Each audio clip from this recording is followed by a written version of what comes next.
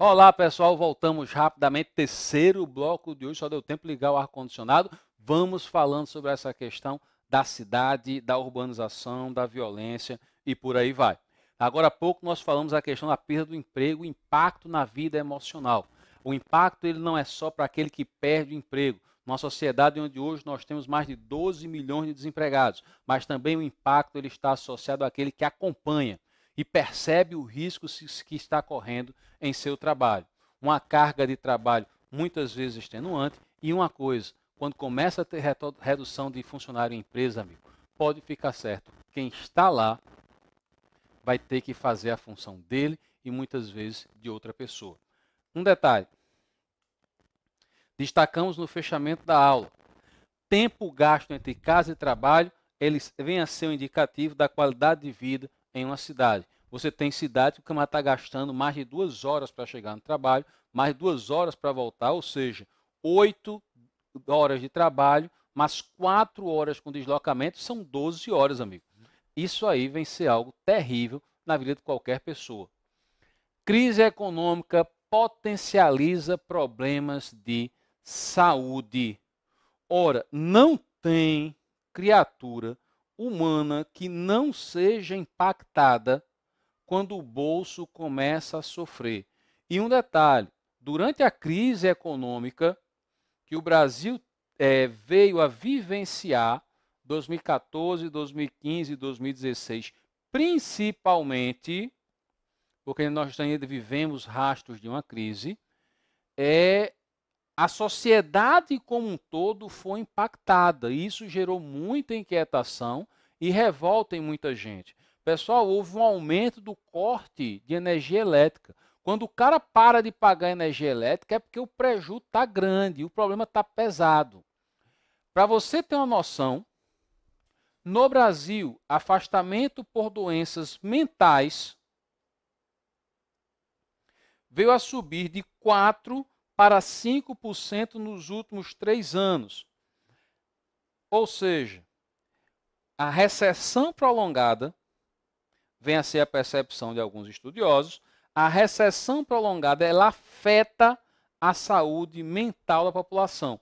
E um detalhe, um aumento de 1% em afastamento por doença, isso é um indicador muito forte. Não é à toa que você vai escutar cada vez mais gente dizendo, reconhecendo que tem depressão, precisando passar por tratamento, precisando recorrer a medicamentos para conseguir alívio nessa doença que está se alastrando como um raio na sociedade como um todo. No tocante a essa questão do emprego, não pense que isso venha a ser um fato restrito apenas ao Brasil.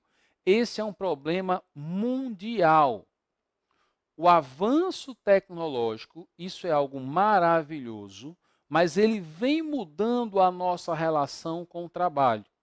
Muitos trabalhos braçais, eles vieram a desaparecer. É bem verdade que outros foram criados, mas esses que foram criados muitas vezes não conseguem ser abraçados por essa massa que vai perdendo os seus empregos. Isso é uma preocupação do mundo. Quando você percebe movimentos nos Estados Unidos, por exemplo, que são solidários com a percepção do presidente americano Donald Trump de fechamento das fronteiras para impedir a chegada de imigrantes ilegais, colocando restrições para aqueles que desejam morar nos Estados Unidos, isso vem a ser um pensamento daqueles que desejam fechar esse espaço para que os americanos não venham a concorrer com outros na busca dos seus empregos, não estejam desempregados daqui a um tempo.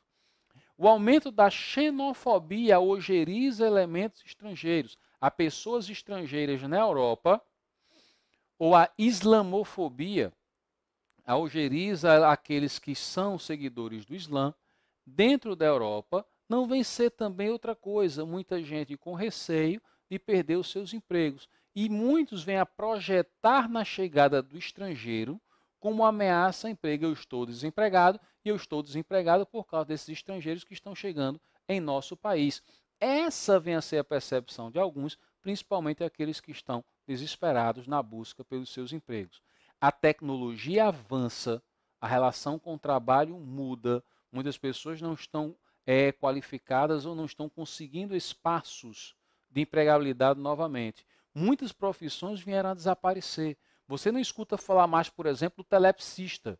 André, o que danado é isso? É aquele que operava telégrafo. Tem muitas capitais que não tem mais cobrador de ônibus. Está lá na maquinetazinha debitada a passagem. Ou então o motorista é quem cobra a passagem. Cobrador de ônibus, quando você vê o próximo, fica olhando como se fosse uma profissão em extinção. Você deve dizer no futuro aos seus filhos, dizendo, olha, eu cheguei a ver um cobrador de ônibus. Porque fique certo, daqui a um tempo você não vai ver mais. Seguindo, a taxa de desocupação no Brasil hoje é em torno de 12,6%. População desocupada, esse é o termo técnico utilizado pelos meios de pesquisa, 12,9 milhões de pessoas, não é um termo agradável, mas é o termo que é utilizado. População ocupada hoje no Brasil, 88,9 milhões de pessoas. Pode ser que você veja alguns indicadores com as variações discretas, para mais ou para menos. População com carteira assinada, não se iluda, não é 88 milhões de pessoas, mas sim 33,9 milhões de pessoas. Em um tempo em que muito se fala da necessidade de reforma da Previdência, é interessante você ter em mente algumas informações como essa. Esse próximo tópico pode chamar a sua atenção e basicamente o seguinte: o rendimento médio mensal habitualmente recebido no Brasil hoje do trabalhador, ele gira em torno de quanto? R$ 2.056. Pode ser que tenha gente agora indignada, assim na aula, fez, nossa, eu ganho mais do que isso e vivo liso. Você ganha mais do que isso, então você está acima da média. Tenha em mente que isso aí está englobando um leque de muitos trabalhadores. Mas a realidade é que boa parte desse país, o trabalhador urbano, o trabalhador rural também, ele ganha na faixa de um salário mínimo, tá certo? Ou seja, aqui é bem mais que um salário mínimo. E o trabalhador médio, ele hoje vem aqui, ele está pegando também os maiores salários. Aí faz a média desse resultado. Você está recebendo mais no seu trabalho, está acima da média. Lamento informar, mesmo às vezes você estando liso de pedra. Um assunto que eu chamo a atenção, que ocorreu em maio, foi maio? Foi. Em maio de 2018, foi a greve dos caminhoneiros. Esse assunto é interessante porque você não viu repercutir muito em provas, mas ele pode se tornar presente de uma hora para outra, até porque foi algo bem impactante nesse país. Foi uma paralisação de caráter nacional e considerando que nós temos um Brasil com um território gigantesco, não é fácil para uma categoria, não é toda categoria que consegue parar a nação. O governo, na época, Michel Temer, e eu coloquei entre aspas, se viu surpreendido. Por que eu estou colocando entre aspas? Por um detalhe.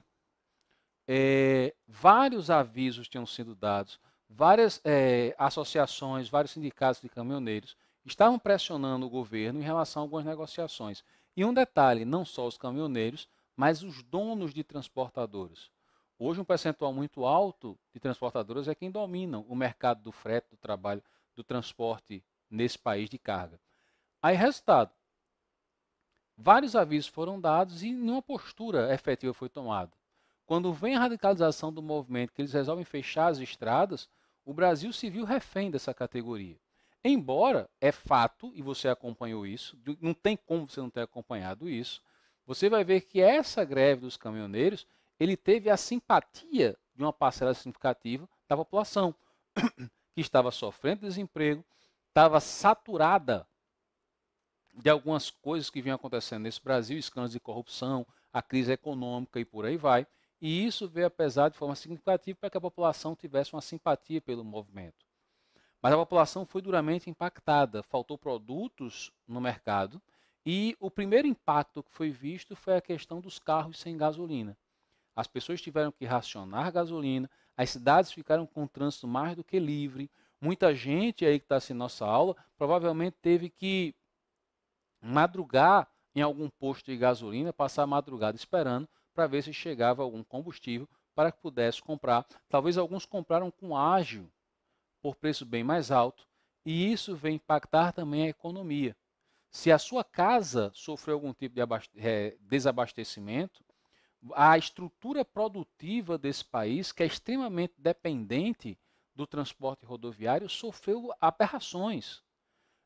Produções foram perdidas em todo o país.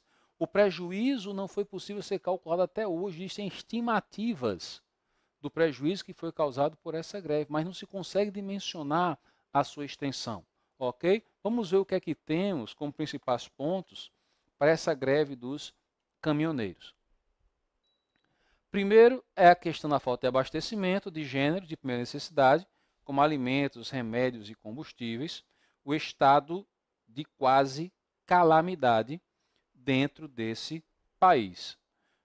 Os aeroportos vieram a parar, até porque, para abastecer os aviões, era necessário que as pessoas tivessem que o combustível chegasse. Aumento nos índices de violência nas ruas, saques, assaltos, isso veio a aumentar, até porque em vários municípios você vai ver uma paralisação da estrutura policial porque não tinha combustível para abastecer as viaturas. Uma falta de poder decisório por parte das principais lideranças. O que foi percebido nos primeiros dias é que o governo ficou de braços cruzados em relação às negociações, em relação a uma efetiva resolução do problema. Eu destaco para vocês que a gente falou sobre o Juscelino Kubitschek aqui, que governa de 56 a 61, ele chega na presidência com o lema desenvolvimentista 50 anos em 5, e ele deu um grande impulso na indústria automobilística. E ele colocou de vez o país e as cargas na rota das estradas. Ele deu um grande impulso na indústria automobilística e o Brasil começou a construir muitas estradas.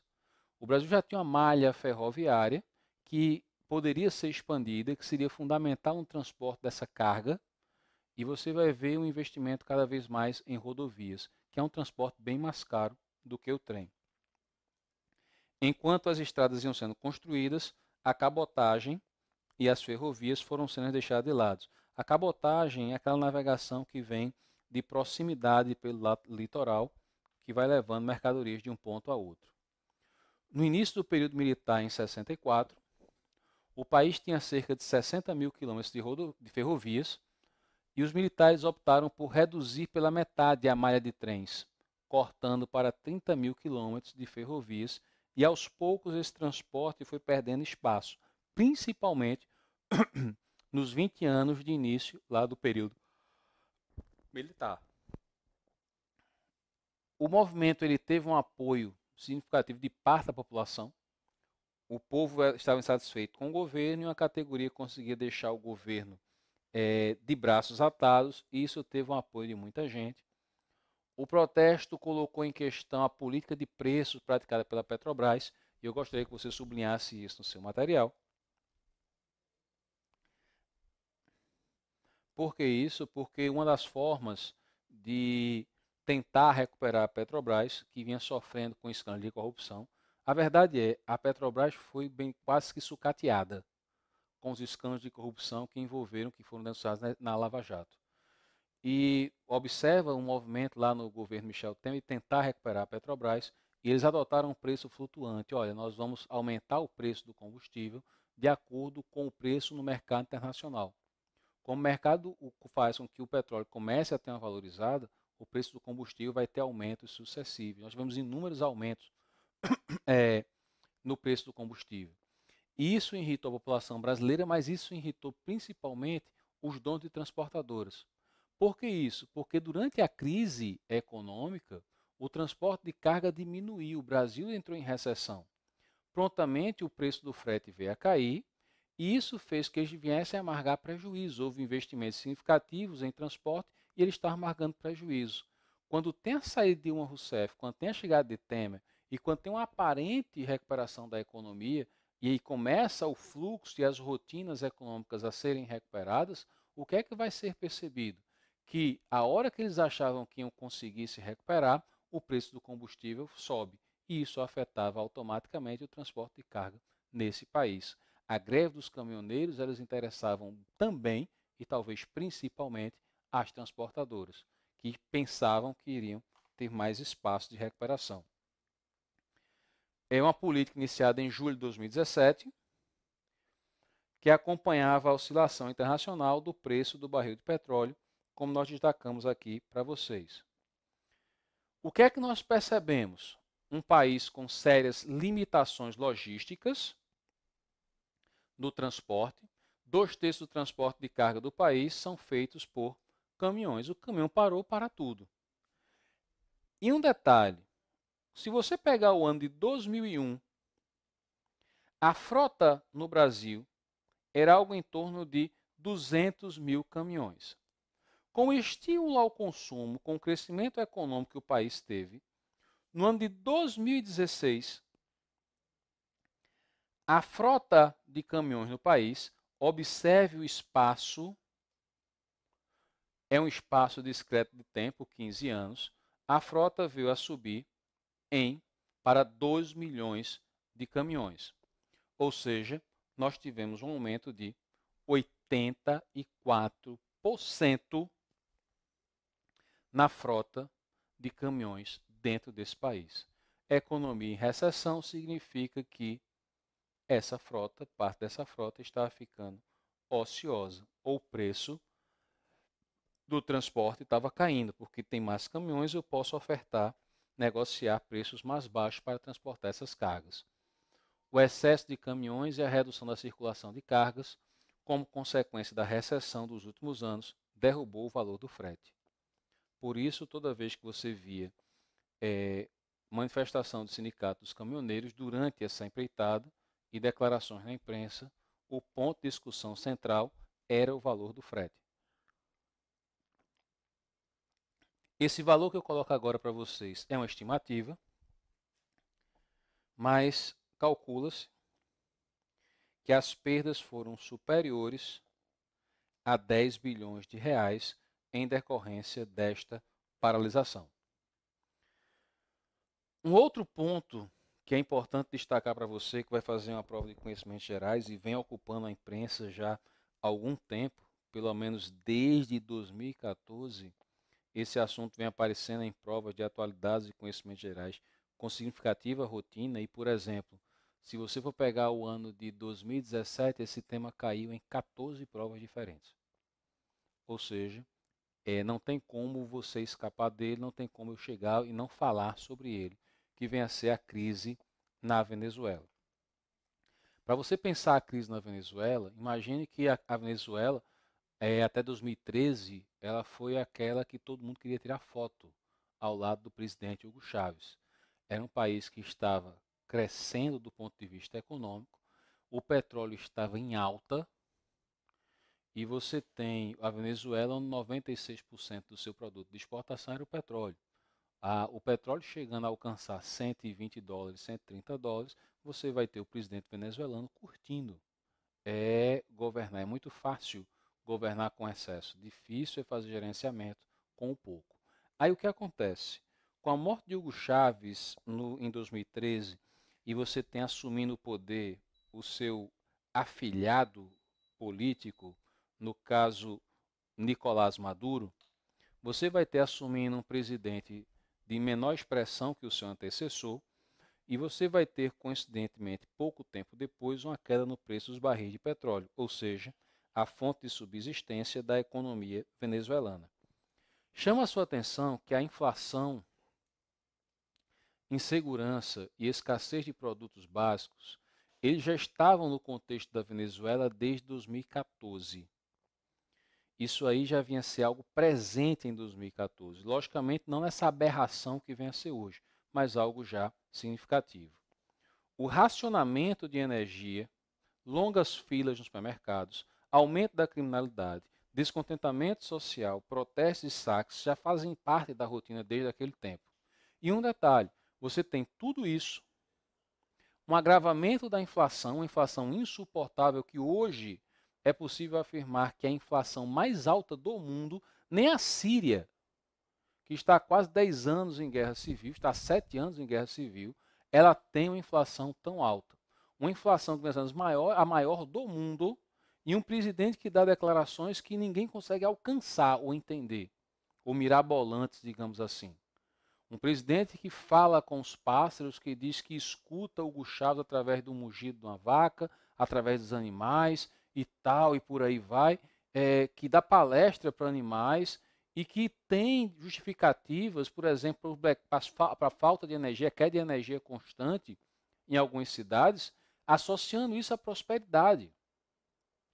Olha, o povo venezuelano está consumindo muita energia, por isso está tendo blackout. Por que está faltando muita energia? Ah, por causa dos cabeleireiros. E ninguém consegue associar. Como assim o cabeleireiro? Ah, é porque as mulheres venezuelanas são vaidosas e elas estão usando muito secador. Isso faz com que a energia não seja suficiente. Mas está faltando papel higiênico, presidente. Pasmem. Não, isso é bom. Porque o venezuelano está comendo mais, por isso usa mais papel higiênico. Olha, isso aí é piada, cara. Isso aí é piada, isso aí é um absurdo. E você vai ver a inquietação e a desaprovação desse governo sendo algo gigantesco. Mas automaticamente, esse governo desgastado, ele veio passar por uma dinâmica de militarização gigantesca. Tanto é que você tem mais de 1.000 oficiais com a patente de general na Venezuela. Isso é uma forma de fazer com que uma casta militar esteja rodeando o poder e tendo as suas benesses. Para você ter ideia, o Brasil, que é muito maior, se eu não me engano, não chega a 300 generais nas Forças Armadas brasileiras. Por aí você tira a distinção. Olha, a economia venezuelana terminou o ano de 2017 com a inflação acumulada de mais de 2.600% ao ano. Mesmo você mais velho, que viveu os anos 80 no Brasil, do governo Sarney, que teve uma inflação de quase 60% na cara, você não consegue imaginar o que significa 2.600% ao ano, de tão alta que é. Impressão descontrolada de dinheiro. E aí vocês percebam o seguinte, se você está imprimindo dinheiro, você está desvalorizando a sua moeda quando você está imprimindo em demasia. Uma outra coisa, fatores para o agravamento dos problemas sociais e econômicos. Alta dependência da importação de bens.